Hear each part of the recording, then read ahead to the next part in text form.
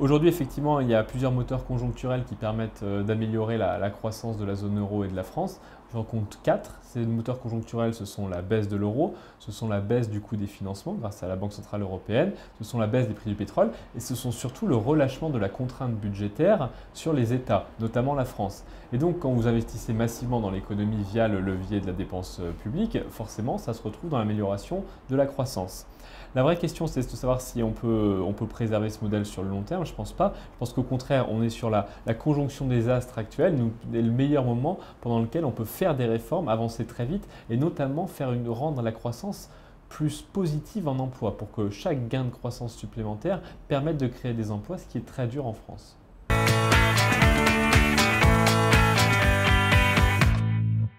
Alors la grande thèse de mon livre La France est prête, c'est de dire que les Français sont peu fâchés avec l'entreprise, sont peu fâchés avec l'entrepreneuriat et sont même plutôt appétents pour aller dans cette direction-là. Ce qu'on a vu, c'est qu'en l'espace d'une décennie, la France est passée du dernier rang de l'OCDE au premier rang en termes d'intention entrepreneuriale, de volonté de créer son entreprise. Seulement 3% des Français l'étaient en 2002 et 18% en 2012, ce qui nous a fait passer au premier rang devant des pays tels que Israël ou les États-Unis.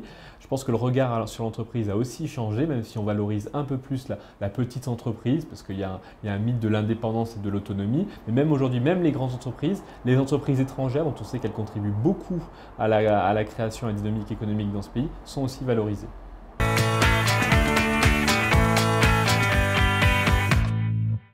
Alors aujourd'hui, la robotisation des PME en France est un indicateur de leur mauvais état, tout simplement, puisqu'on a arrêté d'investir dans ces technologies de production modernes au détour des années 90. Et donc aujourd'hui, on a un parc de production, parc de robots industriels qui est très ancien, qui est même quasiment obsolète, qui est très peu renouvelé et donc qui au final nous empêche de gagner des parts de marché par rapport à nos concurrents européens et aussi des pays émergents tels que la Chine qui eux investissent beaucoup dans les robots. Juste pour donner un chiffre, en 2013, la Chine a acheté 37 000 robots industriels quand la France en tout et pour tout a un parc de 34 000 robots.